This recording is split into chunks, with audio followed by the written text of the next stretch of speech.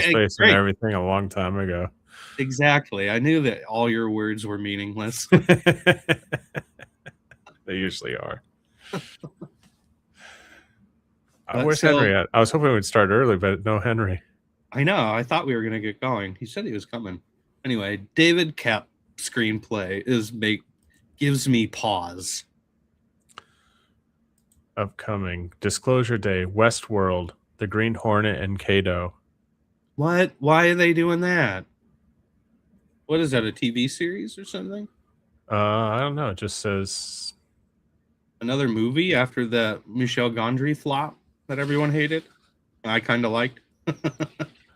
Yeah, I haven't seen that since I saw it once. I never saw it again. It was fun-ish, and that's it. Yeah.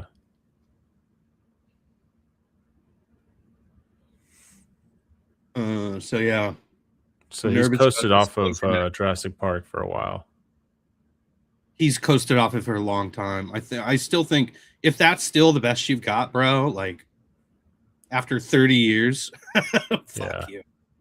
Yeah. So David Koepp, I don't care. You know, every time I see his name come up, I'm like, oh, great. That's going to be very mediocre at best. Sometimes he writes under a pen name. He does. Leonard, for novels or Leonard Moss Jr., Maas. For scripts? For movies? It just says written by and screenplay by, 2 different credits where he went by a different name. Oh, okay. It says it probably has something to do. It probably has something to do with the Guild Writers Guild. The Screenwriters Guild. Yeah. What's up, Henry? Hey, how's it going, guys? Hey, dude. Dude, I am like almost done with Dungeon Crawler Carl, and I highly recommend it. The first novel? Good. The first novel. Very good. Okay, I'll do it. Well, it's only because it gives me such heavy Ready Player One vibes, you know? Yeah, but it's not like a young adult's novel by any means. He's a full grown man. There's no there's no love story. There's none of that. Yeah. None of that like urge to breed type shit. This is just like a dude. It's like Solo Leveling. Did you guys? Oz, you probably didn't watch this anime. Matt, did you watch Solo Leveling? Well, okay, I was gonna say, what kind of nerddom do I have to be into to appreciate the references in that story? Everything, anything and everything. Yeah, he's got Simpson quotes in there. He's got all kinds of stuff. Not just like the nostalgia itch, but like fairly recent stuff too. And it's a lot like it's very like it's like Harlan Ellison if Harlan Ellison was a stoner and into comedy. Oh, okay. Not that there's like wacky stoner shit that's happening. But it's like if I had a mouth. Oh wait, what's that? Oh fuck! If I had a mouth, I would scream. I would scream. It's kind of like it's kind of like that meets. I have no mouth, but I must scream. I have no mouth, but I must scream. And then there's Hitchhiker's Guide to the Galaxy. So it's kind of a combination of both of those. Less apocalyptic, more of like the adult, like situational humor, and both of those books are on my Audible wish list right now. Hitchhiker's Guide to the Galaxy is awesome. Hitchhiker's Guide. I've never read it before. It's good. Really the sequels suck, but I don't know anything about that. Oh, is it like last burger stand on the moon? Is that what it's called? Yeah, or something one of them. like I think there's like 3 or 4. I lost track. Okay. Anyway. But I think it's right up your alley, Ozzy. Okay. I think I'll do it. Yeah, I've almost pulled the trigger on it like fucking so many times, dude. Already. The audiobook is really good because the guy who does all the productions, he's very talented voice actor. He's doing like 6 different characters, all with like their different timbre, different like pacing. He's a very talented man. Jeff Hayes. I've been trying to get through Jason Peregrine's new book, and I just can't do it, man.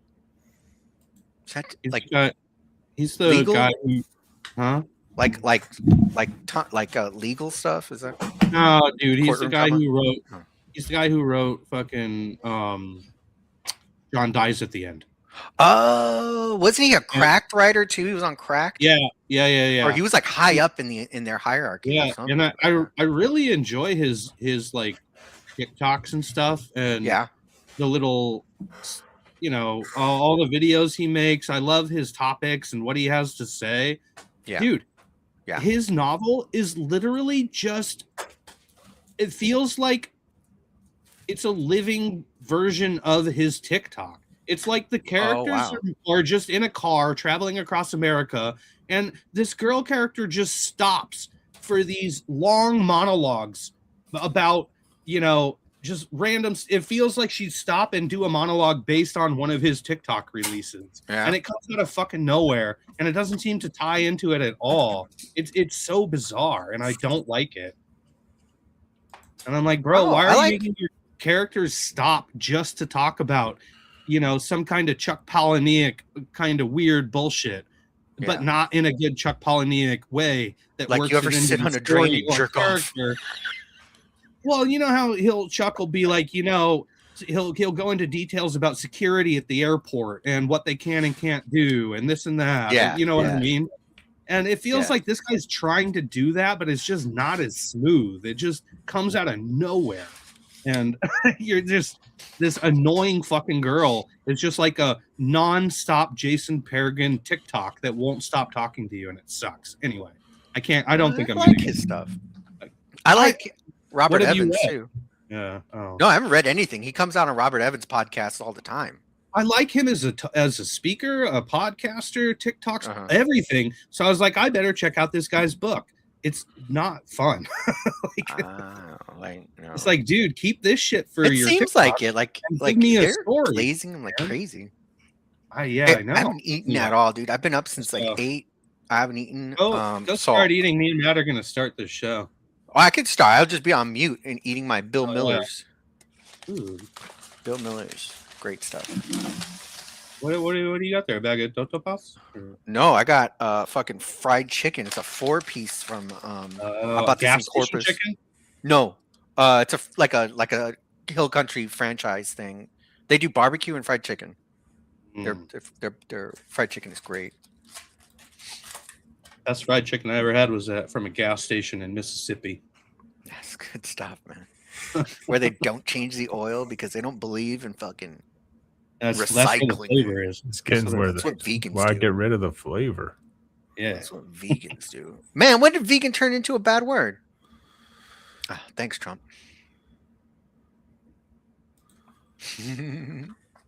As I eat this chicken, look at that wing, dude. It's fucking bigger than my head.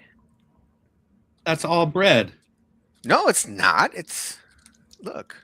It's caked with. Okay, there's. It's part of the. It's the top part of the breast attached to the wing. Tell me more about the breast.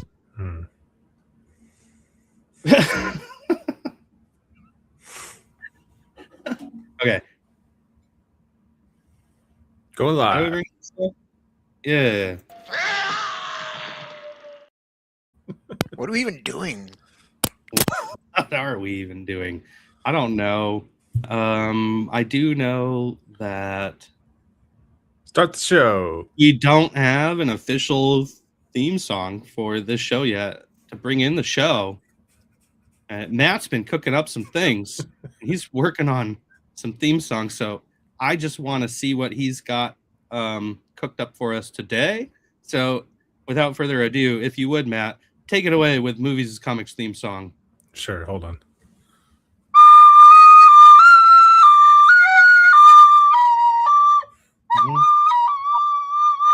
Movies is Comics.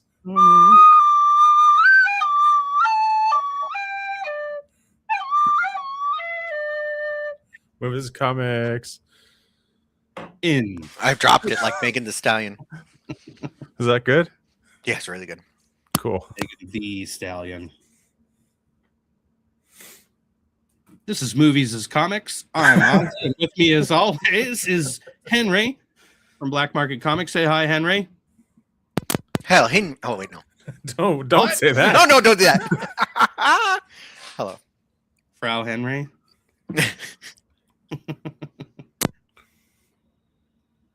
And of course, joining us most of the time is Matt. Say hi, Matt. Hi, Matt. Music extraordinaire. Music whiz. I bought a penny whistle today, and this is the best I've learned so far. Was that penny whistle? I'm not good at fingering yet. Is that right? That's what she said.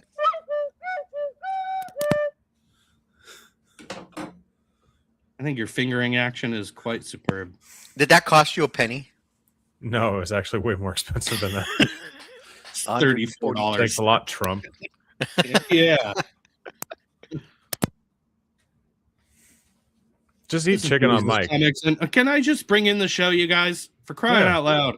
Yeah. Oh, okay. Oh, well, thank you. Yeah. Wait, can you bring in the show?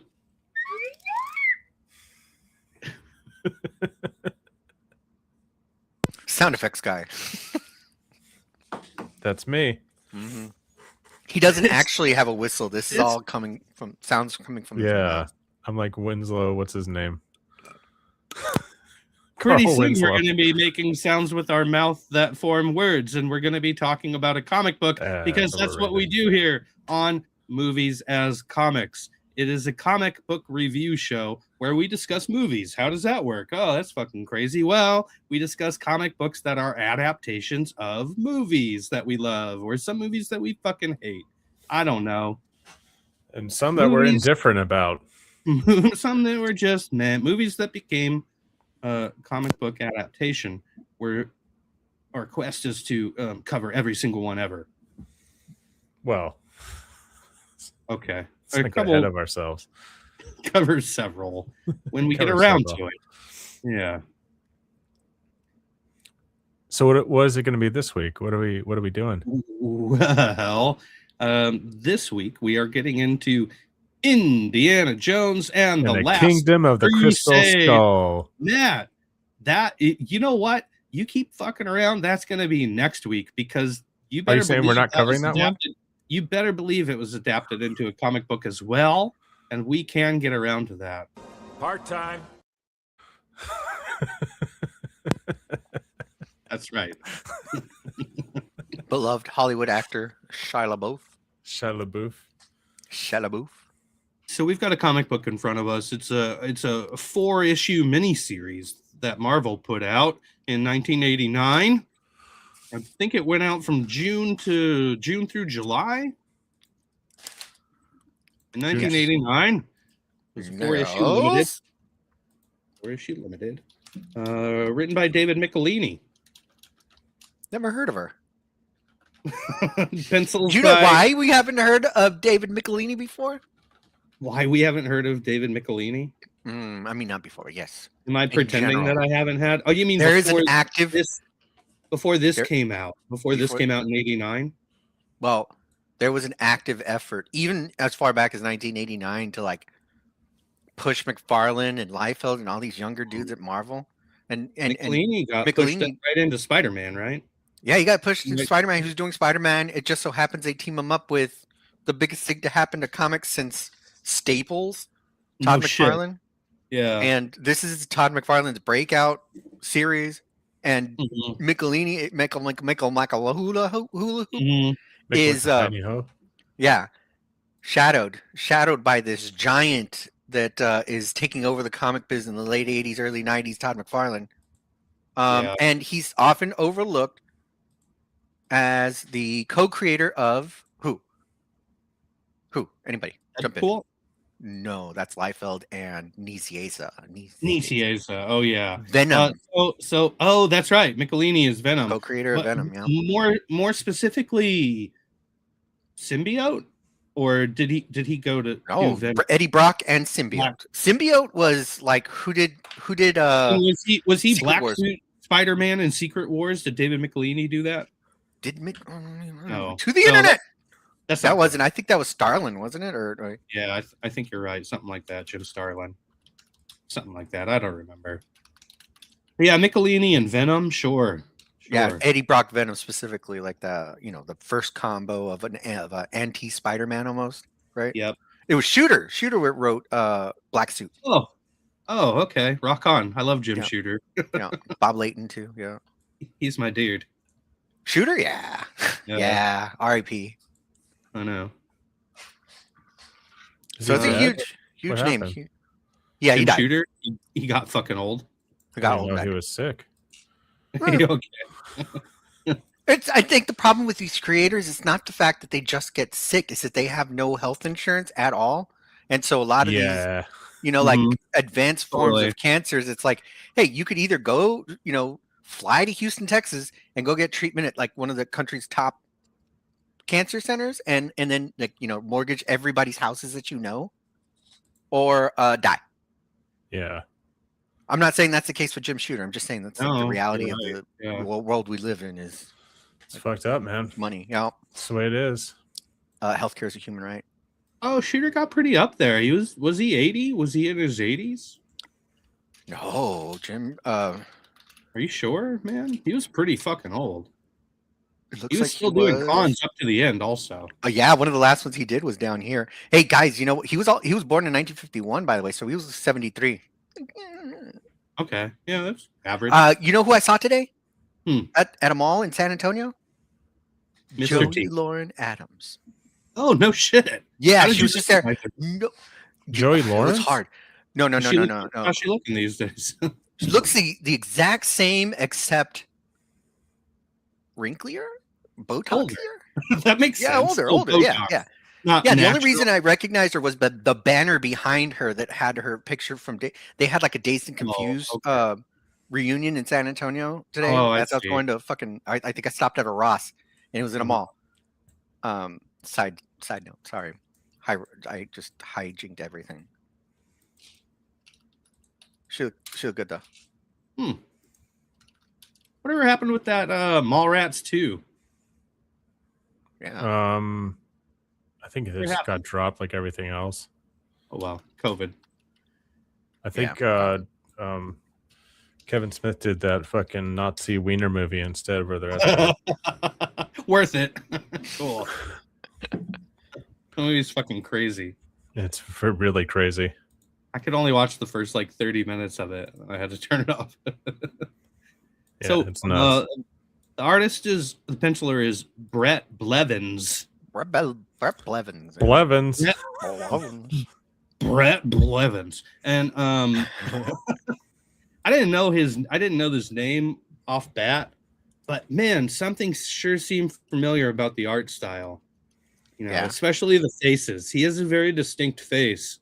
And then when I saw that, like, oh, he was the primary artist for most of New Mutants, it clicked. I was like, oh, okay, for sure. That looks like late 80s, early 90s New Mutant stuff. What is it about the face, though? Like it's a style. Know. It's not twisted. And I'm not loving it, honestly, for this. Really? Not for this. I'm not loving it for this. I don't think he does great faces. It's something about the face. It's very I'm gonna bring long. Here. Like every one of the faces that he's done is long. Yeah, it's like the features are really shallow or something. He's not working on any planes. That's the problem. There's no planes to the face. It's all on one dimension. That looks like it. Absolutely. Yeah. And here's issue 1. Let me bring up the cover here because I'm also not hot on it. It belongs in a museum. So do you. This is not. So the cover for issue 1, it's okay. Cover. I like it. I don't love it. At least there you can see it's got some three-dimensionality to it, some depth. Yeah, because I think that's probably the inker, though. Maybe. Like somebody else. You're probably right. Yeah. The inker and the colorist choosing to do monotone paint, like lavender for the background. What do they call that? It's not cross hatching, but what's underneath the brim of the hat is it's pressed on. What is that stuff called? Oh, I don't know. It's like rubbed on. It's rubbed on. Yeah. Yeah. I'm not sure. I also noticed in the first things there's not a lot of emotions in the faces. No, it looks kind of androgynous, also. A little bit. That's New Mutants too, though. Every one of those characters. That's the first thing I was thinking of. Is like, this is a face I've seen before, and it's New Mutants comics. Yeah. Absolutely. Do you know where I know Blevins from? Sleepwalker. You remember that shit? No. The big. It's like the classic alien gray design with the big eyes, but he's an alien. But it's Marvel's answer to Sandman's popularity. So he lives in a dream and he controls the dreamscape, but he's an alien. And it's just a gray alien dude in a purple like hood. That doesn't ring a bell to me, but yeah, Sleepwalker. Oh, okay. Sleepwalker, Darkhawk, same era, Copper Age. Which probably right after this. That could be. So this was 89. This was, and a month before this, the Marvel Mag Black and White came out, by the way. Yeah. So a month before this 4 issues started hitting shelves, you could have got the Marvel Mag Black and White. They reprinted this quite a few times, I think I read. Really? What I knew, it had this 4 issue and the Marvel Mag. Oh, the Marvel Mag. Of course, it's collected in like a Dark Horse an omnibus. Yeah. Did they collect the Further Adventures stuff, and then add these into that as well? From Dark Horse, and that wasn't it recently? I think when they were doing those omnibuses, that had been like I think it was. Yeah, those Dark Horse omnibuses are expensive. Yeah, if they're out of print, dang. Yeah. There was a holiday special too with this reprinted in it. It's a Marvel holiday special. What was the Marvel holiday special? Where they reprinted this? Let's see. They did? Yeah. Oh, the whole thing? Let me double check on that.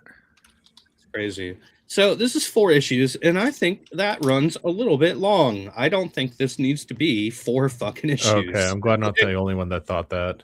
It could have been 2, I think. They could have gotten away with 2. Maybe 3, okay. But 4, that's too much.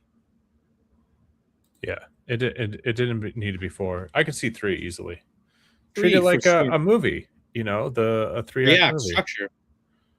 They go beat for beat through some of the bigger action set pieces, which I think is a bad move for adapting a movie, and especially a big action, spectacle movie into a comic book. Don't focus on that action set piece, man. Like, don't focus on that too much. Yeah, because it's just, what are you doing? You're not a movie. You know what I mean? Plus, you're not going to match the sort of like setup and payoff of a Spielberg thing with his action set pieces and his camera movement. Don't even try it. No, but what's up, Henry? Real quick, the holiday special was It was a Marvel UK. Oh, okay. It was just the first issue. Okay, I got you. There's some bad faces on page 5. Do you think that has something to do with the fact that Blevins was working with real people? Like he had to depict real people, because they are using the depictions. The likenesses. I think they had the likenesses of Harrison Ford, because some of these are. That's who River. Harrison Ford. This is Harrison Ford. You know what I mean? That's the and you were talking about like trying to recreate the Spielberg camera movements. That scene right there where it gets that's I like though. I mean, they're trying a little bit in that. So like, this is the scene where young Indiana Jones goes home to his father, and he's had the cops called on him, and the proto Indy comes and catches up to him and is like, "You lost today, kid." Like that scene, and he gives him his hat. Give him the hat. Yeah. They took effort to be like, okay, the hat is going to end on a panel in the bottom right corner, and then you're going to turn the page, and he's going to have, you're going to be in the new scene in the future. They were thinking about this. They were thinking about how the page turning was going to happen and how that was going to set up the pace. And I appreciate that. I wonder how much is pulled from storyboards, since it's already. Oh no, Henry's gonna cry. I'm joking. Man, he's joking. I'm fucking chicken. He's choking his chicken right now. That's what you get for trying to bring up One Piece. Yeah, I know, right? I heard that. I decided to not mention it. If Henry dies on camera, we might get some views, actually. Actually, yeah, make it a few. Would you do that for us, Henry? Yeah. For the show! Yeah. Let me choke on a chicken bone. Okay. Choke on a chicken You're bone. choking some chicken. But, it really just goes beat for beat through this whole movie. 4 issues worth. Nothing is really different. Did you guys pick up on any differences? That's why I don't think they were working from a script. I think they saw this movie, they knew exactly what was going on. So they said that there's here's some differences in that main first scene according to the Indiana Jones wiki. Okay. When they would know. And Herman Mueller discovered Garth and his gang looting Utah's caves and finding the Cross of Coronado. They do so by watching them while ducking for cover in the same cave, instead of watching them from afar in a cave above them. Thus, Indy is just discovered by Garth and his men by Roscoe coincidentally turning around, not by them making a sound and then bringing their attention to it. Not a huge difference. Okay, that's great. You okay? God damn it. What's wrong? Okay. Yeah, I see. Yeah, there are some subtleties. So they're in the cave. Okay. In the movie, they're standing 10 feet back from that pit. And in this, they're standing 10 feet closer. Someone took the time to write that out on the Indiana Jones Wikipedia. Man, they've got a better life than me, let me tell you. They're comfortable enough with having just take the time and do that. They're doing just fine. I'm sure they're dying of diabetes. Okay, good. Oh, man. Yeah, there are some subtle differences. Like, one that stood out to me is, in Cairo, you catch up with Salah, and he's rendezvoused with fucking Marcus Brody, right? Yes. And the Nazis catch up to him, and they're like, "Let me see your papers." And he's like, "Oh, the paper. I've got it right here. Today's paper." And he holds it up in front of the guy's face and punches him through the newspaper. Yeah. Like, that's a great moment. That is not in this comic. That is not what happens here. In this comic, great scene in the movie. You know what? But I kind of like what they did here in the comic, because they changed it to where what Salah does to distract the Nazis is he punches a fucking camel in the goddamn face. That's funny. There's just this camel, and he just wallops this fucking camel, and the camel's like, "What the fuck?" And damn it. I don't agree with that at all. He pisses the camel off so much that it spits in the Nazi's face, and then they run away, which I kind of liked. I could see Salah doing that, though. Yes. It was pretty good. That's in issue 3 or 4, though. Takes a while to get through this stuff. Yeah. They really wanted, I think they spent half this issue on young Indiana Jones, on River Phoenix here. Yeah. Which doesn't look like River Phoenix. Oh, no. You only know one Phoenix? I only know one Phoenix, and his name is Joaquin. Leif? Oh, you mean Leif? Oh, Leif. I think you're talking about Space Leif. Camp? From Space Camp. His best movie? Like, this whole page is like him. He gets on top of the train. He swings. Another panel, he's swinging. Another panel, he's swinging, and goes down into the hole. That's kind of very Looney Tunes. Yeah. Yeah, it is. Yeah, I don't like the way he looks. It plays out, just the same as the movie, where, for some reason, Indiana Jones gets like 3 of the main factors about his life in like an hour one day when he was a kid. I don't know how that happens, but everything that makes Indiana Jones is because of this one incident. Okay, whatever, movie. You mean the cut on the chin and all that? Thing movie. Oh, the cut on the chin, the fact that he hates snakes, he fucking got his whip, he got his fucking hat. He got, it all happened in like 2 hours. He went from Kid Junior to fucking Indiana Jones. whatever movie. And he goes from Herman Mueller. Words about this movie. I know. I fucking love this movie. And you know what? I So take a lot of shit for liking this more than the first two movies. Okay. But it's the one I go back to the most often to watch. I know the first movies are technically probably better. This is the one I've watched the most. Was it because it was your introduction to indie? Because, we're about of the age where, the first indie movie any of us saw in theaters was this one in 89. Yes. This is the first one I saw in the theater. It made a big impact on me. It just struck a chord with me, and plus it has Sean Connery, and he's so fucking good. And he's good. Sean Connery. How much of that has to do with what you know about Sean Connery now? I like him better now. What do you mean?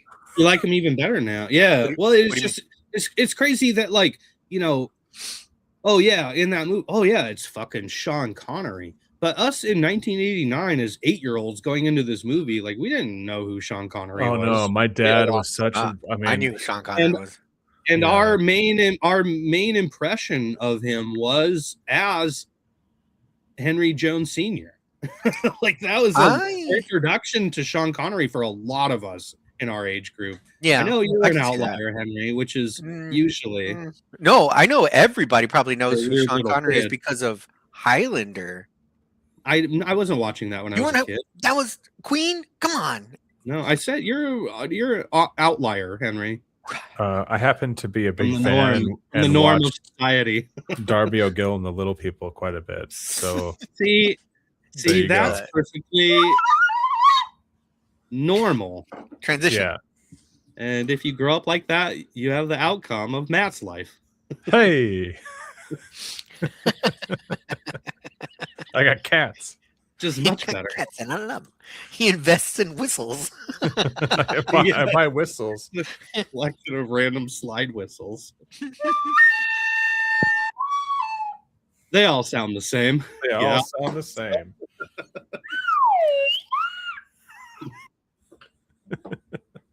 I'm getting a keyboard soon. You know that, right? Oh no! Someone has to stop this up. Hopefully, it's the one with the pre-built beats in it. Yeah, hopefully for our sake. Whatever Matt's doing right now is totally unacceptable. All right, back to the comment. I'm just not liking the faces here. It takes me out of the book, honestly. They're not great. I don't know what it is exactly. Everything else is great. I like the colors. I like the layouts. I mean, I think there are too many panels, but there's a lot of panels. They're taking too many panels to do one thing. Yeah, that's what I was going to say. Is that you can have 9 panels, but you better have something going on. You better have some momentum happening, right? Better be getting me somewhere in this story. But here, I blast through 9 panels, and it's just oh, he punched a guy once. It's fuck. Yeah. What do you think about Splut? 3 more issues? Damn it. And Crack-a-boom. I think Crack-a-boom is pretty good. Splut, not Crack-a-boom. Have we talked about how the artist doesn't do those, and it's the letterer that's doing the big onomatopoeias? I don't understand how that works because they're not word bubble guy. Yeah, word bubble guy is making. Thank you for clarifying that. Yeah, but the word bubbles, are they drawn into the art or are they pasted on or taped on after? At this time or now? Yeah, because now they're just layered. Oh, of course, it's all digital. I mean, at this time, what were they doing? Because when we're looking at what's his name, Ship Explode, and we're seeing Crack-a-boom. That sure looks like it's drawn into the pencils. That doesn't look like they came and pasted it over some artwork. To the pencils. Look, it's going over some of the ink work. The ink work was done first, and then it's sitting on top.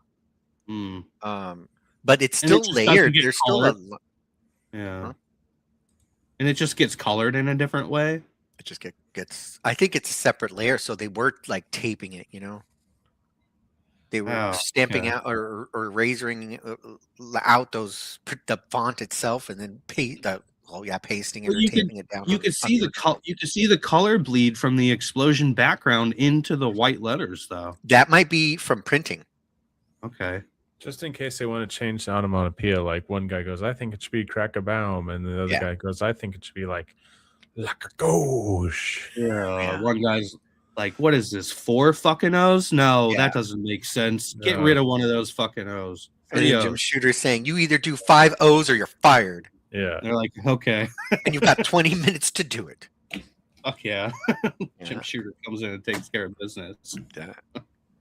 So the Cross of Coronado.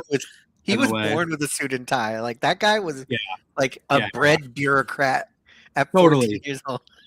You could fucking set a watch by his haircut. You know. Fuck yeah. Yeah, this is that kind of guy. Yeah, that kind of guy. Cross of Coronado. That's not real history, by the way. It's not. It was no. Is any of it? There's a few skewed history things in this. Is like the is this the most skewed history indie movie? Probably Temple of Doom, I would say, is the most. Dude, that's supernatural. The Thuggy tribe was pretty real. Yeah. Yeah. Nobody believes Shia LaBeouf. Oh, okay. Okay. The most outlandish thing. Okay, let's just lay the groundwork here. When we're speaking of Indiana Jones movies, are we talking about all of them, or are we talking about the trilogy? I need to know first off, so I know where my comparisons live. You know what I mean? The trilogy is broken up into the Young Indiana Jones or non-Young Indiana Jones too. Oh man, I don't consider those. Oh, like Boy Indiana Jones, the Young Indiana Jones series with Boy and also fucking what's his name as a teenager? Patrick Flannery or whatever, or who is it? Is it Sean Patrick Flannery? He was older Young Indiana Jones, like Boondock Saints guy. Was he? I didn't watch it, so I don't know.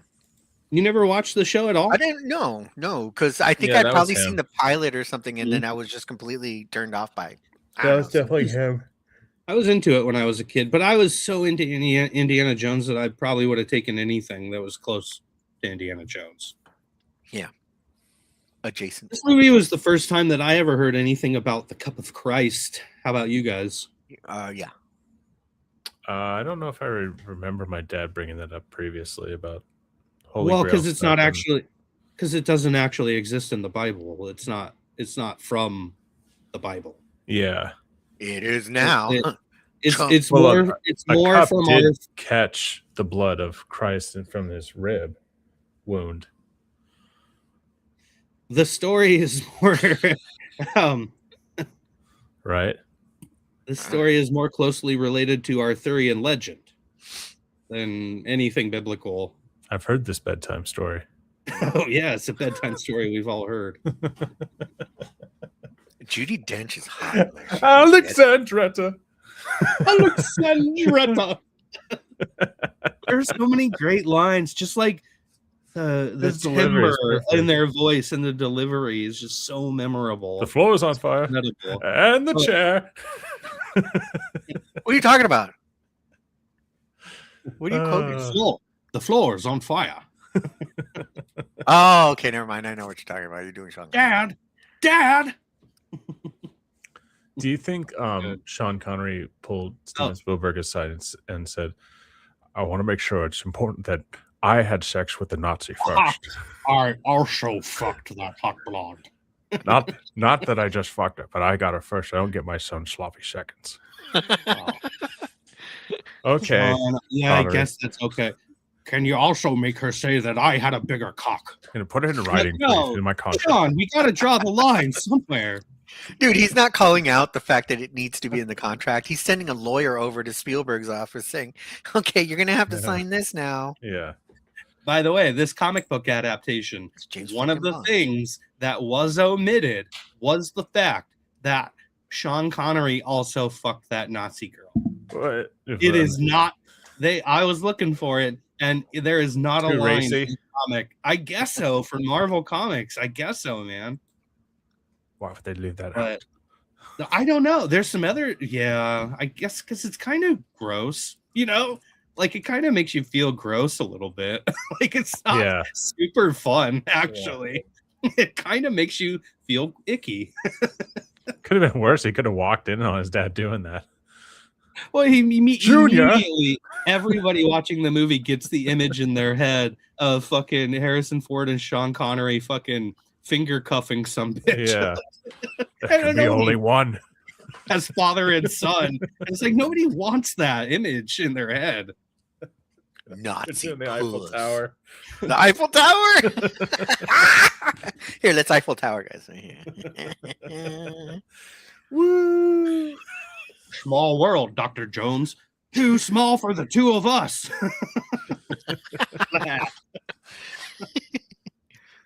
Oh, shit. I was over the moon about this movie when I first saw it in the movie theater. Yeah. I loved it when I first saw it. I don't know what indie movie I saw first. I was trying to remember, and I just can't. And I'm giving up on trying to recollect that memory because I'm just not going to. But I had seen indie movies before I went into the theater to watch this. Definitely Temple of Doom. Definitely. Had I seen Raiders before this? I'm not 100% sure. My parents didn't let me watch Temple of Doom. I watched Temple of Doom first. That was my introduction to indie on Me VHS. Too. Yeah. Yep. Yeah, and then I watched Raiders, and then I watched this. I think that's how it went for me. I think that's how it went for me too, Henry. Yeah. This was a big release on VHS. Last Crusade. Last Crusade, yeah. Mm-hmm. Yeah, it was. I remember ads for it and everything. All of them were. So Temple and Raiders were a big release as well when they came out. And that's actually part of the reason why this movie even got made, why they even went forward with a third movie, is because the home video versions of like Temple did so fucking good. Yeah, I had Temple on VHS too. And that made, Lucas and Spielberg go like, yeah, okay, we'll get back together. We'll make something work. We'll figure it out. A lot of people shit on the second movie, but I fucking love Temple of Doom. Actually, my Indiana Jones ranking order, I think actually it goes in release order. Really? Yeah, it's Raiders, Temple, Last Crusade, the Shia LaBeouf one, and then that other last one that was shit. Switch those last two. Shia LaBeouf goes last, and then it's. I like the Shia LaBeouf one better. You can't even remember the name of it. How did you like it? Well, because it's fourth place. Like I don't care about fourth place. You just can't let Shia LaBeouf get anywhere but last place. I cannot do that. Crystal Skull definitely gets more hate than it should. Have you seen what he did to his ex-wife's face? She needed reconstructive surgery, man. Sometimes you need to do a little slap. Sometimes you give the woman the last word and they don't want the last word. So you give them a little slap. Didn't we have that in media assets somewhere? I did, but I deleted it because we never used it. Oh, damn it. I've been waiting for an instance to use it and it never came up, so I'm like, fuck it. Yeah. You got that instead. You take it and you like it. Plus, it's just like strange just to cut to an interview of Sean Connery. Sometimes you got to give her a little smack on the face. And Barbara Walters just going, "Oh, it's not what I thought he was going to say. I thought he was going to say he was sorry for saying that, and then he just turned it around on me, and he's actually likes to double down." That's right, Walters. Walters, don't try to test me. Don't step out of line either. Oh, so you want to talk about skewed history? I got one other thing. Let's go. His line when he does the fucking bird thing with his umbrella. I suddenly remembered my Magellan. Let my armies be the rocks and the trees, all that stuff. It's not really. My Charlemagne, yeah. Charlemagne never said that. That's a fake quote that he just made up, and people all over the internet use that quote like inspirational things and so credit awesome. it to Charlemagne, but he never said that. That's so great. I love that. I'm gonna keep using it. I made it up on the spot.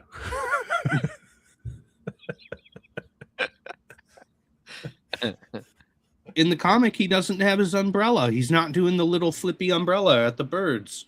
He's got like a stick in his hand or something like that. Yeah, missed opportunity, I'd say. So it does make you wonder, like, where they going? Did they see the goddamn movie, or what's going on here? Oh, really bad face again after the crack about boom page. Yeah, page after that when he's in class, really bad face. Oh yeah, he looks like fucking I don't know David Bowie. Yeah, I feel like Blevins is just like not really varying.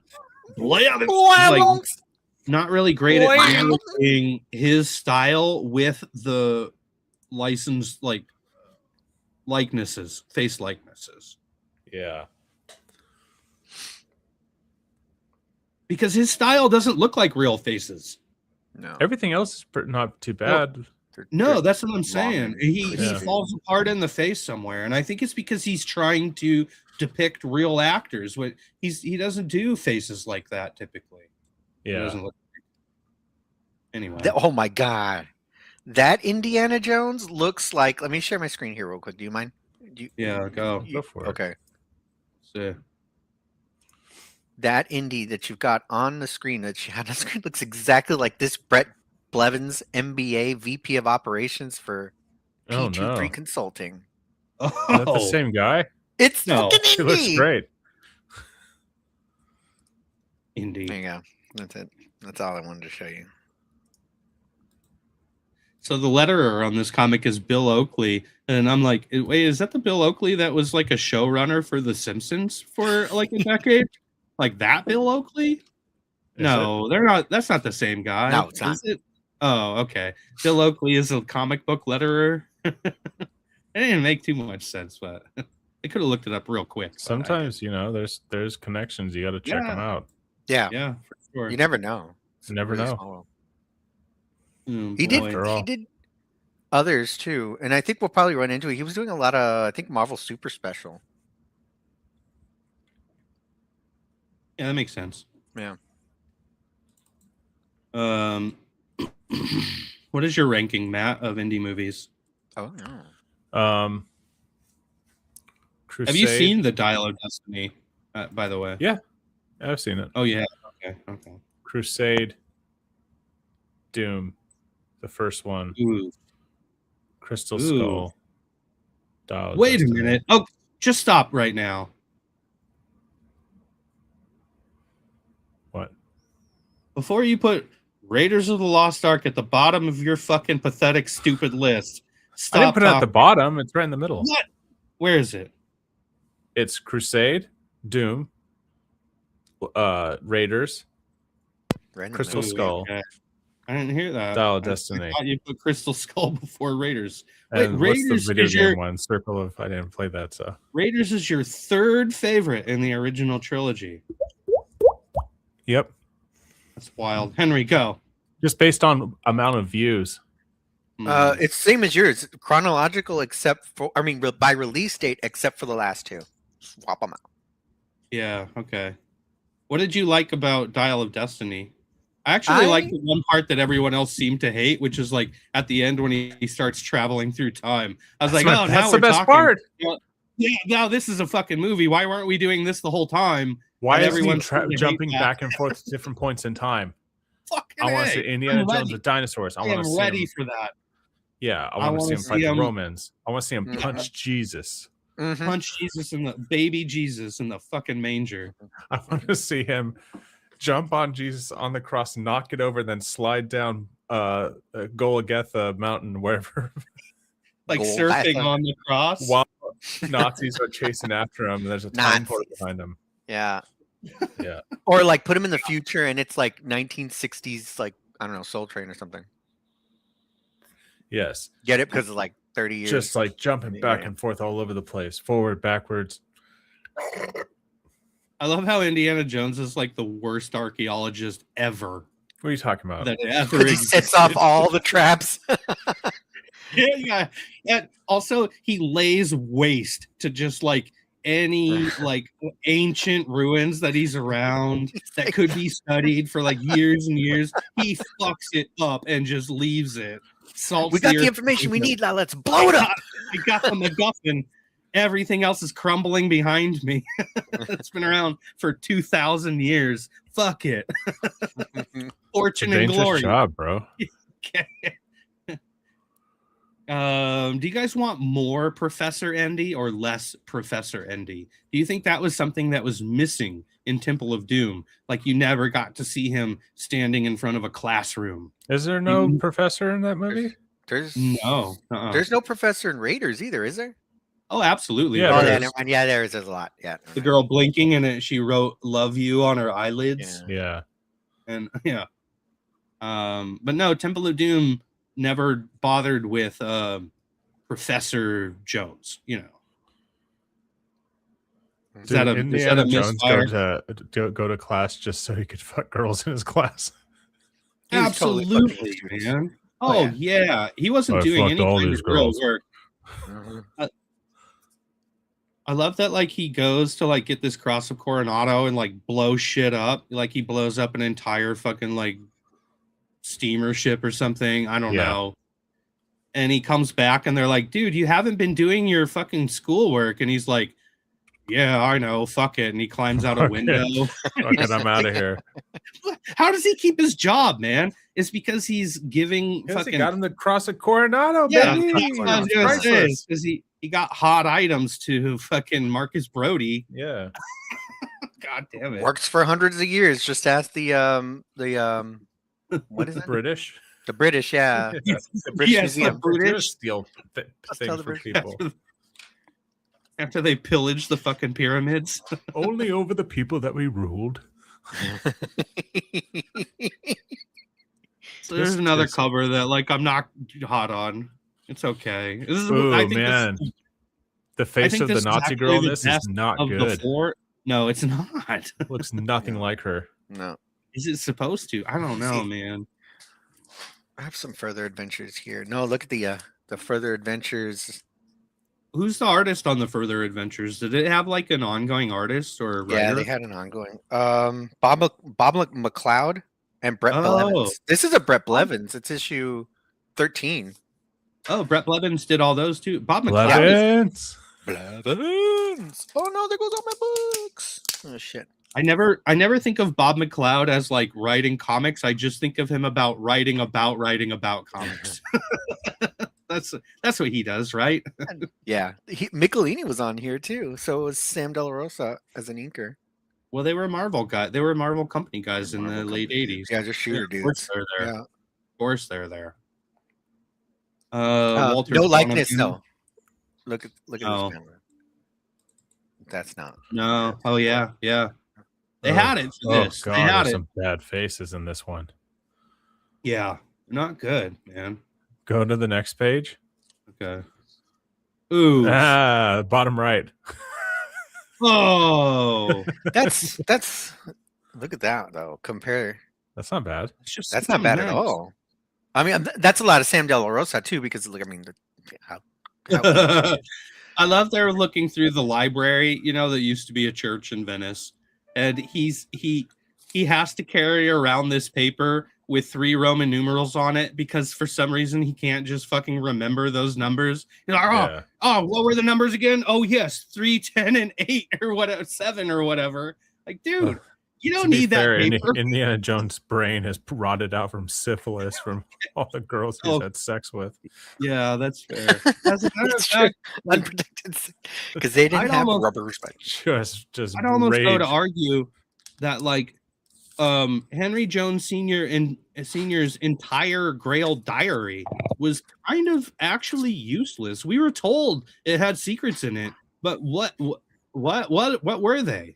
It's how you get through the traps at the end. They use the book. Oh God, that's not enough for me to make this thing like the most important. And another thing is like the Nazis wanted it so bad they didn't know about those traps until they got there. Yeah. Did they? I don't think so. Well, they sent through the brown people first so they could get killed. Well, yeah, okay. I'm sure they knew there was going to be some traps. Just even in the movie, like this whole church scene, like doesn't make any fucking sense. How is he putting these numbers together? They see him on the stained glass window and then realize that like these 3 numbers are also found like around the library. Are you trying to say that Steven Spielberg movies have unbelievable coincidences? And then he has to go climb a ladder to see an X that they clearly would have seen just by walking around the floor. It was totally visible on the floor. Whatever. I like. No, he had to climb a flight of stairs to see the X. He X marks the spot. And then he also, like, as if we were all completely fucking stupid. He has Don't to ruin this movie for me, god damn it! That's an active effort to Son of a this bitch. movie up, man. Fuck you. Remember when Matt was watching this every day for like a month? By the way, audience, X marks the spot. Remember that? Over the line!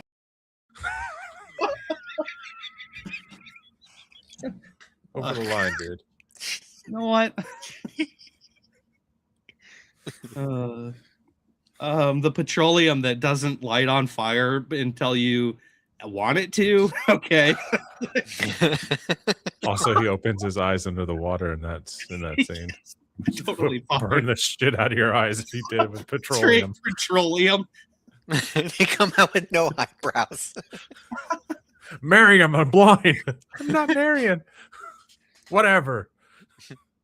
It just doesn't make any sense. I love that, like, fucking and then like they come up through the manhole cover into the little fucking cafe or whatever. I do like the sound the rats make when they're burning. I love this. I love that they got this panel literally of a burning rat that's completely on fire. Yeah. That's how you know the rats are burning. That's brutal. This rat is burning to fucking death.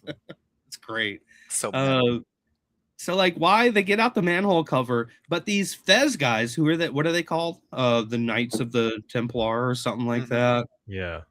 They come running out of the church looking for them. Like, dude, you guys just torched them. Why are you running around frantically like you're gonna see something out the front door? This doesn't make any sense. They come running out like, oh, I know they came out here somewhere. It's like, how do you know that? Hot on their tail, buddy. You know they were in the catacombs. Sure, they were hot on their tail. Okay.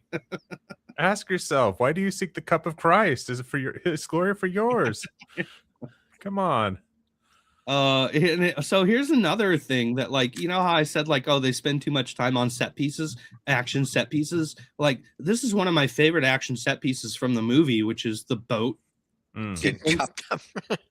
And they kind of just do like a cursory bit through it. Like, they don't really spend that much time here. And I was like, whoa, like, you guys really breezed. They hop on the boat. It's like 2 pages. It's a spread, and then it's done. I was kind of surprised. Like, well, wow. Made the guy way more ethnic than he is in the movie. Yes, absolutely. I'm on to you, Blevins. Well, to be fair, in the movie, I think they just like cast some white guy and spray painted him. That spray tanned him. Steven Spielberg would never do something so immature. Oh, you know what Steven Spielberg would do? Allow John Landis to hire children. Henry. He knew. He had to know about the thing. There's no way the helicopter guy was like, Landis blew me off. There's nothing I can do. I guess I'll just keep doing it. I was really hoping you were going to bring up the decapitations from the Twilight Zone movie in this episode. Always. How about our faces here? This is pretty great. This is really racist. It's really bad. Yeah. The panel on the bottom right's not too bad if he didn't have fucking it's because he's so Slytherin hair. Yeah, that's Slytherin hair. Slytherin hair. But it's because he's. This is an extreme close-up of Harrison Ford, so you're not seeing like his face is one thing, but you're not seeing the face with the body that like doesn't really fit. You're a wizard, Harry. Oh! Can we talk about the original Indiana Jones concept for the sequel and the castle, the haunted castle? Ooh, absolutely. So the whole scene, the Nazis in the castle, was originally supposed to be the sequel to the first movie. George Lucas, give me any idea you've got, and I'll take it. I love them all. How about ghosts in a castle? Indiana Jones has to fight ghosts in a castle. Listen to this dude, George Lucas. He knows what he's talking about. Just do it. Get it done, man. Laser swords. Yeah, originally it was supposed to be Indiana Jones stuck in a castle and it's haunted. I think that's a great idea. I would have fucking loved. Here's the thing: is like, I like the subtlety of the mystical stuff in Raiders of the Lost Ark. I think it's got the perfect amount of subtlety to make it feel more real. You know what I mean? Don't really push it until the Doom end. Doesn't do that. No, it does not. Doom does not do that, but neither does this movie, Last Crusade. It doesn't either. Like second half. They go full out like, no, this is all mystical. It's all definitely like gods and it's all that's definitely happening. Yeah. Right. Or we pour this water on Henry's fucking bullet wound and it sizzles and shit. You mean hydrogen peroxide on his you wipe away the hydrogen peroxide and it's gone magically. Like, this is some magic bullshit. He gets to the fucking temple and there actually is a 900-year-old knight in there. Yeah. Actually, he's there. Like, what? Okay. It goes a little overboard for me. Isn't it funny how a Jewish director puts like he does all these movies about like Christianity, like putting stock into Jesus being the Messiah? Yeah, well, you know what? Anything for that almighty dollar, though. What are you trying to say, Henry? None of these are Spielberg's ideas. He's got writers, The Cup of Christ the idea for the Cup of Christ was not Spielberg. It was who was the writer on the movie? God. God. Hello. Was it fucking David Koepp? Did he write this movie? No, that doesn't make sense. He wouldn't have been involved yet, not until Jurassic Park. Yeah. Not sure who wrote this movie. I'll find it right now. I'm looking. George Lucas wrote the concept, didn't he? Jeffrey Bone? Probably. Jeffrey Boner? Oh, Jeffrey Bone. B-O-A-M, Bone. Yeah, that's right. Like Lucas had like an idea, and then Bone fleshed it out. Yeah. He's the professional. Yeah, I mean, they always just have like little seeds of ideas, and then they get like Lawrence Kasdan to come in and write a script and add in things like Marion Ravenwood and this and that. Ozzy, who's better, Lawrence Kasdan or David Koepp? Lawrence, trolling me, aren't you? One of them wrote The Shadow. So just he knows what evil looks account when you're contabulating. And one of them wrote Empire Strikes Back, or wait. Yes. No, wait, did he write that? No, he didn't. All right. Oh. What was so when Matt, you and I probably discovered Sean Connery in this movie?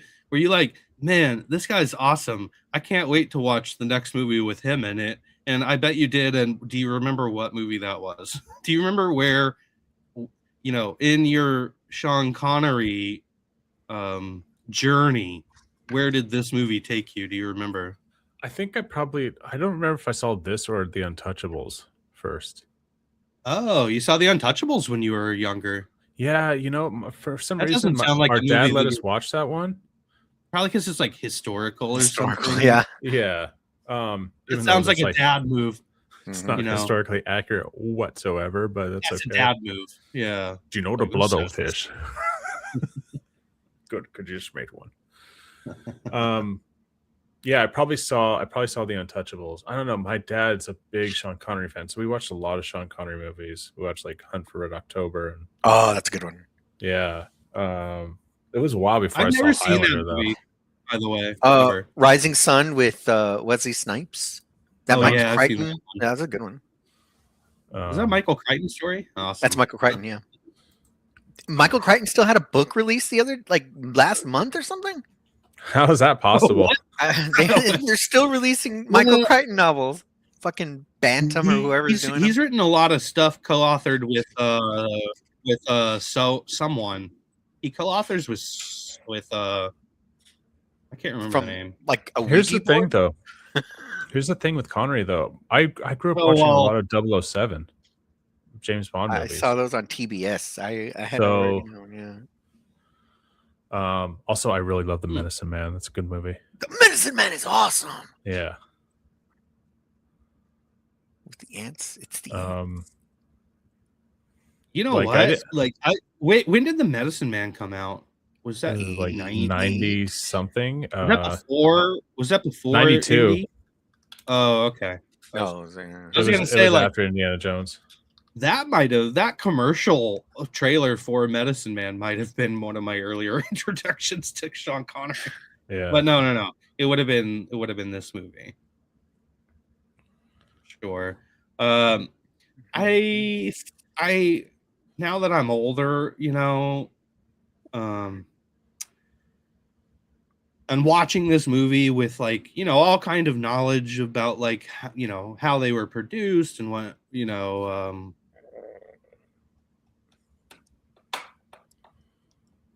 what they were trying to do and what came before it in context with history that surrounds it and all that stuff. Yeah.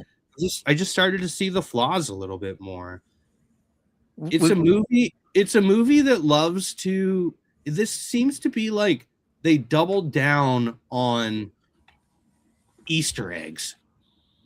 You know what I mean? But they had been doing that since the beginning.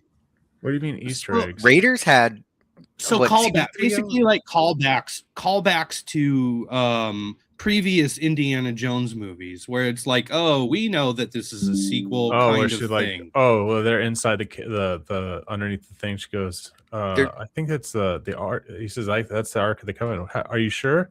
Pretty sure. Yeah, that's one of them. Yeah. Pretty sure. Oh, remember that other movie? Yeah, like there's a lot of that going on in this. Even to the point where it's like, people didn't really love Temple of Doom. You know what we need to do is go back to Nazis. Yeah, that worked in the first movie. Everybody loves Nazis. What else worked in that first movie? Oh yeah, bring that in too. Oh, that worked in the first movie. Bring it all in. I don't think it worked that way. I don't think it worked that way because Doom was a prequel. That doesn't matter. That's just a date, though. I'm like how do you reference back to the adventures that are going to happen? Like what? They're not 5 years not. Separated? They're not holding that strong to their own bullshit canon. No way. This movie has the most heart, and this movie touches. You know what? When those. It's only that we got older and started to analyze these things that we started caring. Because when I was a kid, I didn't fucking care what year these movies happened in. I was not paying attention. I didn't focus on that. Not at all. It was only later in life the fucking nerds grew up and they were like, hey, actually, because of this date, Temple I never really cared about that. Before. I don't care either. I still don't fucking care. I phase through it. Sometimes I care, and I'll go down those rabbit holes of the lore, and then other times I won't. But they didn't care either, because if they did care, they would have made different choices. Also, yeah, but they didn't. It was just another adventure. That's the thing that I think we really lost is just the idea of like serialized storytelling. We need these things to nowadays. We need these things to be this big overarching fucking trilogy that plays into all this lore and canon. It's so exhausting. Give me episodic fun. That's what I want, please. And a good example of that is Rebel Moon. Oh, okay. Originally planned by Netflix to be this big, huge franchise of a giant for them. Sure was. They had 6 movies and an animated series planned or some bullshit like that. Yeah. And it flopped. That's too much. And so one thing I love about Temple of Doom is that they were fulfilling that idea of serialized adventures. That's just, this is another adventure that Indiana Jones went on. Yeah. That's great. That's what I need for a setup. Yeah. They immediately started backtracking on that in Last Crusade. They were like, we're sorry. You know what? We're not going to do that. We're actually going to revisit the formula we used for Raiders of the Lost Ark. Don't worry, everybody. And they started answering in real time to the audience and feedback and tailoring their movie based around audience reaction to the previous movie and feedback. And that's some bullshit. And you could really expensive. You could see their decision making and where they were like, ooh, they didn't like that in the last movie, or ooh, we better throw it back to that first movie that they liked more. And I just think that's some spineless bullshit. I think the term you're missing here is focus groups. Okay, yeah. You guys should have stuck. You should have listened to George Lucas. Yeah. And stuck to your serialized, like, hey, how about this time Indy's in a haunted castle? Fuck yes, go for it, dude. They're like, oh no, we're getting scared. We better put him back with the Nazis. We better start doing some of the stuff we did in that first movie again. Well, Spielberg always goes to Nazis. He loves Nazis. He loves Nazis. No, I get that. Yeah. But that's also a Spielberg move too, because he also treats it like a business instead of an art form. So you're going to get a lot of like corporate synergy in these goddamn things. Like, hey, what did the focus group? How did that focus group test? Okay, axe the fucking kid. Or add a sidekick, add an animal. I'm not gonna watch this movie for me, so fuck off. All right, fine. Marcus Brody also. This movie takes Marcus Brody, who had some dignity, turns him into Homer Simpson. Movie, turned him into a complete moron that can't organize his goddamn sock drawer. Oh, it's funny though. For a joke, man. Yeah, why not? Fuck over Marcus Brody. Yeah, fuck him. Fuck Marcus Brody. What's that line? He's got like, no, so a fish fuck in that water or something. He denies the drink of water from the Nazis. He's like, fish do their business in that. Yeah. Like, I love that. Some of the little bits that make these characters' interactions memorable, like, are missing from this comic book. Like when Marcus and Henry Sr. are reunited inside the tank, you know? Yeah. And as soon as they see each other, they go through this little like dance and song, handshake song dance thing that, like, I don't know where it came from. Like, I think it's from their college days. That's what I thought. That's what I'm assuming. Yeah. It's just so fun and so real, and so it gives so much of these characters. They don't add it in the comic. I don't know why they drop little bits like that, but they do for time, maybe. But probably doesn't work too well in a panel. Well, but a lot of this shit they're doing doesn't work well in a panel. So why draw the line there? I don't get that. In comics, like the one time that I think that works is in these little tiny like secession panels with just little movement where you got 2 figures that are standing still completely through each panel, and then like little things here and there. But that's little differences.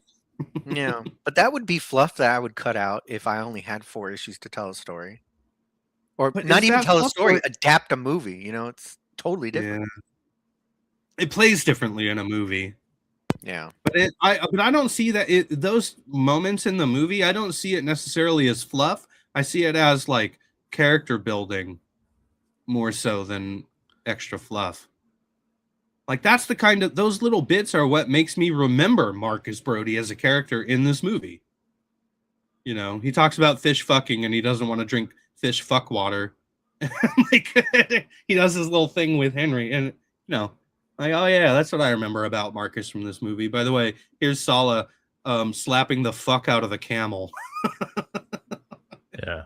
A much more ethnic looking Sala in this, by the way. Looks like. Oh yeah. I tell you, they're taking Brits and painting them brown in these movies, man. Yeah. That's what they're doing. Yeah, oh yeah, this bit where Sala is trying to run away and he puts Marcus Brody, he's like, I don't know, go in here, and it happens to be the truck something. Part pisses me off because like none of it makes any sense. Why? Yes. It's just one of those Spielberg coincidences thing where you go, oh god, really? God damn it, man. I'm sure there'll be none of that in Disclosure Day, Ozzy. Rest assured. David Kep. There's no emotion in either of their faces. Contentment. That's supposed to be smugness. Contentment. Yeah. So these scenes are just taking too long, you know. This whole thing where they're tied up to the chair and they're talking about where's the diary. Are you serious? They need 3 pages for this or whatever. Dang, man. Anyway. So I love the sidecar chase is really great. That's one of my favorite moments from the movie as well. Yeah.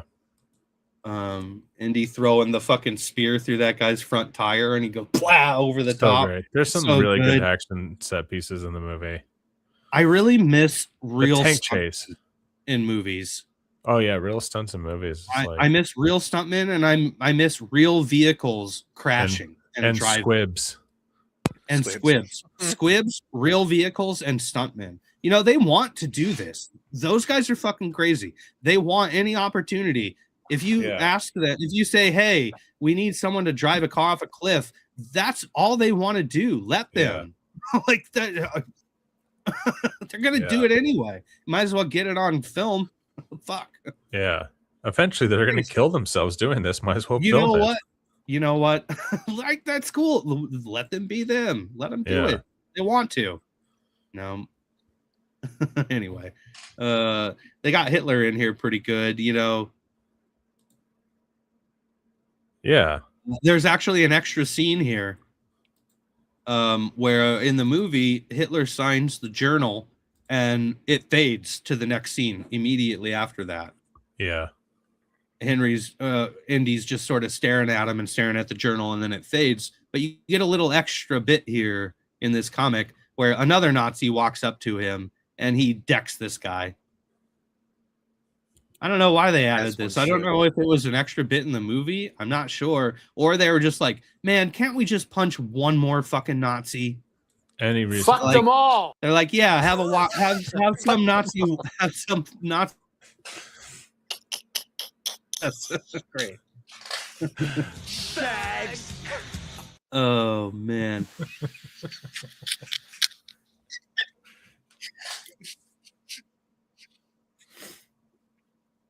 Let's have Indiana Jones come back and punch Trump in the face. That'd be great. Yeah. Time travel. Punch a baby Trump. Wait. The blimp scene is great. There's some real good action set pieces in this movie. Weren't you playing that game, Oz? How was it? Which one? The Indiana Jones and the Great Circle? Great Circle. Yeah, Great Circle. It's a great game. I did not play it nearly as much as I had liked, but it was wonderful. Really good. It should be a movie. You know, like, why aren't they making that the movie? I don't know. Anyway, it was good. It's in Italy, and he deals with not Nazis but fascists. That's what they call them in that game. Fascists. I hate these guys. Yeah.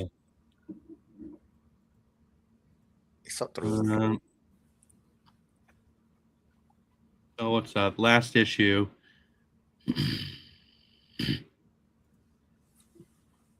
Did you have this when you were younger, Henry? Did you have these comics? Did you see them? You ever see them when they were? No. So none of those covers look familiar. I don't think I had ever seen them before, except for like. No, never. No.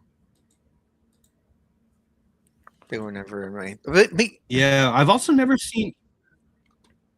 You know what else I've never seen is the Marvel Mag. Like, I don't even know what that looks like. I'm way more familiar with these 4 issues, actually. But I don't know what the Marvel Mag looks like. Anyway, here's another cover, issue 4. It's not great. It looks so flat. This tank looks like a cardboard cutout. And his posture looks so dumb. It doesn't look like he's standing on top of that thing. Aussie, can you share your screen? Oh gosh, I'm sorry. Sorry, yeah, what's happening?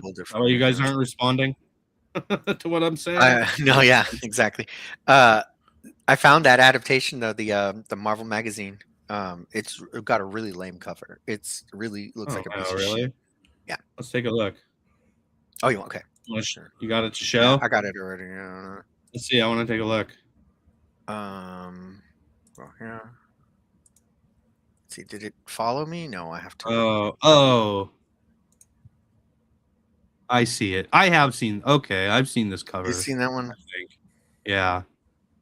Compared to the Temple of Doom next to it. Temple of Doom cover is awesome. It's great. Yeah. Yeah. Oh, there we go. That cover is not great. These 4 issues are not great. That's another difference. Movie to comic is like he goes down on the tank, being dragged behind it on a chain. Like he actually dismounts the tank before it goes over the cliff, but he gets caught on a rope or something and pulled over the edge. Yeah. I don't know why they made those differences. I really don't.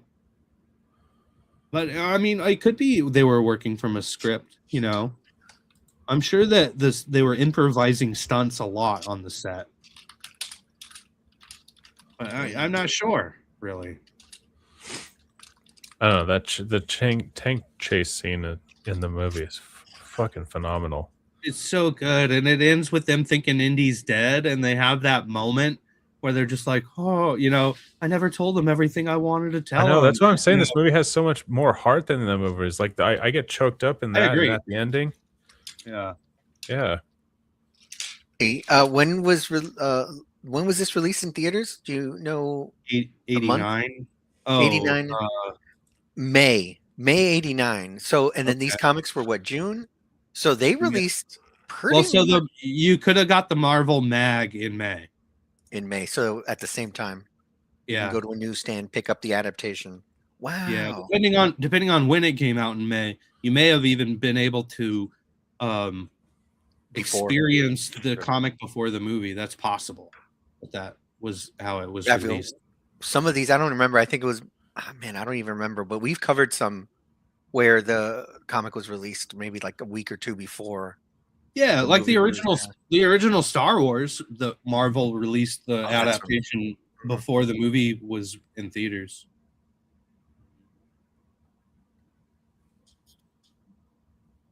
But yeah, that moment, in the comic, I'm talking about the one where he goes over the cliff. They think he died. I don't know. It doesn't really play out as well in the comic. They don't give it the time, I think, of you seeing Indy's dad sad and sort of you don't have the grieving. Time to let it you don't breathe. have the time to grieve with them enough to believe that he's dead before he shows up and he's like, now that was close. That's the next panel. They do that in one panel. And it's like, man, you guys are expanding the parts that don't need to be expanded, but then you're compacting the parts that you should be letting breathe a little bit. Yeah. I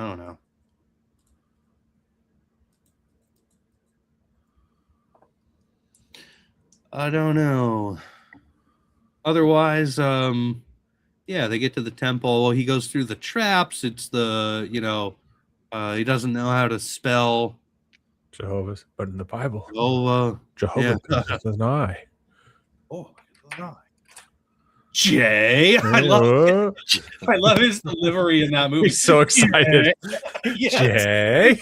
One of my favorite deliveries in the whole movie is him just going Jay, like so confidently, and then stepping right through it. It's so good, And then stepping on the O and going oh yes. I really am just shitting on this movie to piss off Matt. Like that's really the only goal of mine. Yeah, I know. I really do love this movie so much. I mean, picking my favorite between the original 3 Indy movies is like picking a favorite child. It's near impossible. And you ask me again tomorrow, my opinion might be different. My ranking might be different. Have you told your children which one of them is your favorite yet? No, I haven't told them yet. Yeah, that also changes day to day, depending on which one pissed you off today. Yeah, you're the worst child today. God damn it! You just lost your rank, Junior. That's how when I get mad at them, I start saying that. It's a fake. You could see from the cross section. There's another great line that they dropped from the comic, and it's, "We named the dog Indiana." Yeah. It's not in there. They never had. If you just know Indy through these comics, you don't know that they once had a dog named Indiana, which is great. Which also makes it a great moment at the end when he's reaching for his son's hand and he goes, Indiana, and then he sort of like snaps him out of it, out of his thing, and is like, let it go. Yeah. That's an awesome scene. He's talking on his level for sure. Yeah, he wasn't calling him Junior anymore. Mm-hmm. They were like, yeah. They finally like they meet up, you know. Named the dog Indiana. Oh, I can't do a solo laugh. It's real loud. And also remember, I fucked that Nazi first.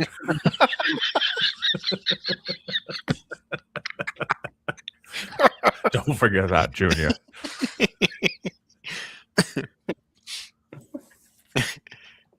I shot ropes. It's time to end this podcast. I'm not going to talk about Sean Connery's cum shot again. You may have your whip, but I'm shooting ropes. on the reg. I was 007, goddammit. License to spill. Do you think Spielberg should have directed a James Bond movie in his career? Like, do you think that's a missed opportunity? He does, you know. Spielberg wanted to direct a James Bond movie? That's why he made Indiana Jones to begin with. Yeah, he could have done a fucking pretty good job. The famous story is that like Spielberg really wanted to do a 007 movie, but they wouldn't let him. Yeah. Like, because Spielberg in the 80s, he was a popcorn guy. You know, he wasn't a prestigious filmmaker. It's E.T. Jaws. He was E.T. Yeah, he was popcorn blockbusters. And the family that owned, you know, 007 the Broccoli or whatever, family. Whatever. Yeah, that's their name. They the did not. Family. They did not think Spielberg would have made a good director, but he always wanted to make a Bond movie. And he told George Lucas about that. He said, I really want to make a James Bond movie. And George Lucas famously said, I've got something better. Have you seen a Wookiee? And he lays on the Wookiees. He lays on. It's right about then I started to get a little bit of a headache. He says, well, I've got this character, you know, I've kind of been working on. And he's a character. I'm calling him Indiana Smith. Oh, God. What a terrible name. Indiana Smith. I think Indiana Smith will really take off. I bet George Lucas needs an editor. He does. And the rest writes itself. By the way, what's her name just died? But so his ex-wife. Oh yeah, I remember that. Yeah, Marsha or whatever. What's her name? Marsha. Yeah, Marsha Lucas. She just passed away. Editor of Star Wars. Yeah. Oh yeah, it's like the other day. 80 years old. Oh wow. 2 days ago. 2 days ago. Shit. She did some good work. She wasn't the only person that edited Star Wars, however. Like, Star Wars had its share of editors. She helped. Yeah. People nowadays love to say, like, oh, it was really because his wife, she came in and saved the day and did everything. Yeah. That's not exactly true. Yeah. She was great, but, you know. It was a team effort. Yeah, it kind of was. But yeah, Indiana Jones, you know, the whole time Spielberg's working with Indiana Jones, he's thinking like, this is my 007. Yeah. For sure. That's why Sean Connery was cast, is because he was once 007 and Spielberg was obsessed with making a 007 movie. I could still do it. So he's like, well, at least I could get Sean Connery in a movie. You know, he could maybe still do it. Maybe he'll do something now that Amazon owns the 007 franchise. Maybe they'll give him a little... I did not know that. Yeah. Probably over. Bezos owns it now. He got his rocks off with Indy, though, so he's good to go. Yeah. But, a lot of people were saying when Last Crusade came out that it was kind of a return to form for Steven Spielberg, and he seems to have had a lot of these in his career, a return to form. I don't know what that form exactly is. It's like Make America Great Again or something. What was that? When was that great? What are we talking about exactly? Yeah, he's never really lost his form. He has pretty steady stream of hits. Yeah, I know. Yeah, the fucking remake of West Side Story was great. I still haven't had a chance to watch Ready that. Player really One. Good. I really liked his bio, the Fablemans. I thought that was real good. Yeah, it's a great cameo by David Lynch in it as John Ford. Yeah, that's right. That's so awesome. Yelling. Anyway, when the horizon's on the bottom, it's interesting. But I feel bad for Spielberg around this time because I feel like he had a lot of pressure from the studio, from the public, from critics to like return to something that he had done previously. You know what I mean? And he didn't really know what to do. I think he didn't even know exactly not like something what they were gross and about. dark like Temple of Doom. People were very put off by that. Yeah. Probably the heart ripping and the bug eating and all that. I mean, is it really any worse than like some of the stuff that's going on in the other indie movies? Henry, go ahead. What's that behind you? Oh. Good ghost. Yeah, good ghost. One of the best things about any Steven Spielberg movie is the John Williams score. Yes. Yeah. Oftentimes, that's the best part about the movie. John Williams can make any average movie spectacular. It's incredible. I think that Last Crusade might be my favorite indie soundtrack. Yeah. Indie score. This is vinyl. Last Crusade soundtrack. Yeah. Wow. How cool. Look at that back. My friend Ben Begley gave me this. That's so cool. Is that cool. a Mondo release? And no, I don't think so. This came out in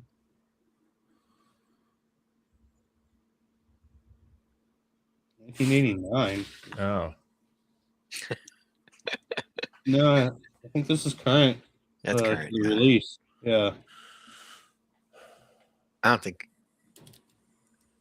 Nice. No, Mondo would have done some kind of artwork homage. Yeah. Mm-hmm. Put like an Indiana Jones Funko in there. And I just think John Williams nailed it with his score. Yeah. You know, his theme for Henry Sr. is great. Yeah. All the themes, character themes, and the action sequences too. Like the music in the boat chase. Wonderful. Yeah. Great. Bump. Yeah, that's so good. All the stuff in Berlin and all that. Yeah. Great. Yeah. It's just such a good score. And so I don't know. I've been listening to that record last week. That's awesome. John Williams, man, that's the one dude who's like no blemishes on his his whole he list. Goes, man. Legend he's dies. like, he's all it's crazy. He was really like the guy that held it all together. Honestly, what would these movies be without John Williams? Like, what would any of this shit be? Star Wars, Jaws, any of it? You know, it's crazy. Yeah. And I know that he gets enough praise, but sometimes I think maybe not enough. Even dude should be talked about on the same level as like fucking Ludwig von Beethoven. Yeah.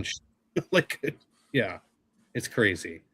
Anyway, that was the Last Crusade. All right.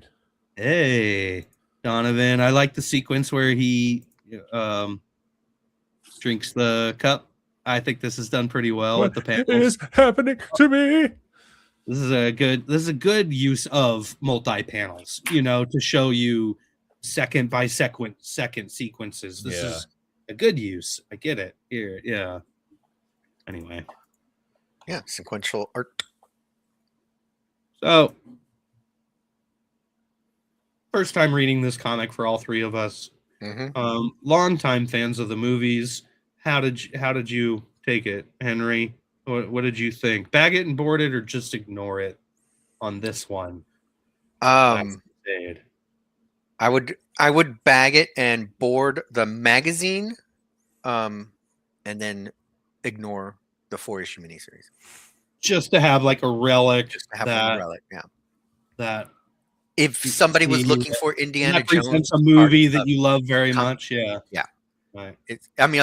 Of the Indiana Jones comics, I think it's Dark Horse first, and then the Marvel series, and then the movie adaptations. It doesn't fall too high on my list.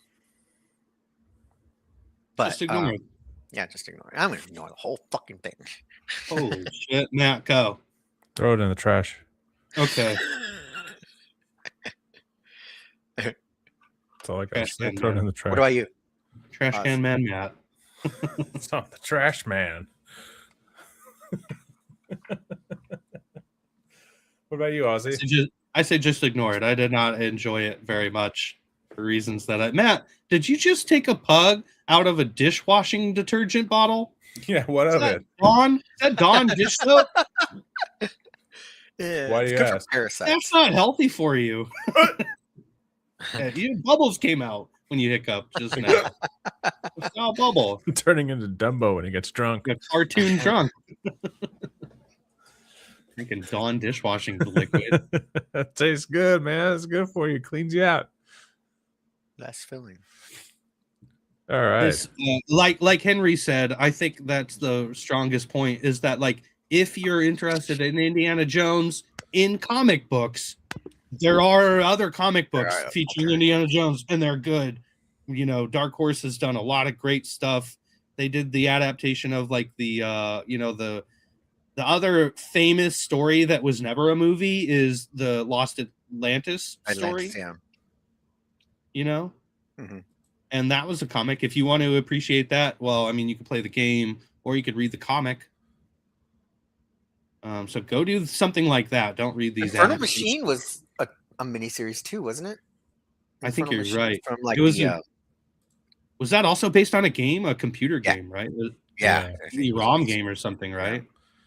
Yep. Crazy. Well, I'm just saying, if you want to enjoy Indian comics, do it a different way than the adaptations. That's all.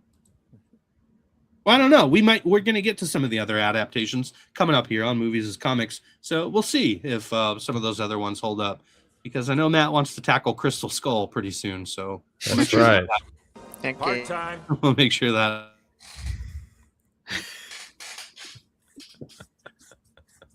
It's been fun, guys, going through this comic. 4 issues down. We think they were complete hot horse shit, apparently. Could have been better, terrible, but they're not great. Just watch the movie. Yeah. Available now on Paramount Plus. Yeah. Matt, are you shilling for Paramount Plus now? No, I'm not. I'm also not shilling for Dawn dish soap. You know that. Oh, I swear that's dish soap. Let me see that bottle again. No. Oh, okay, fine. Nice. Until next time, read your movies. Bye-bye, everybody. Bye.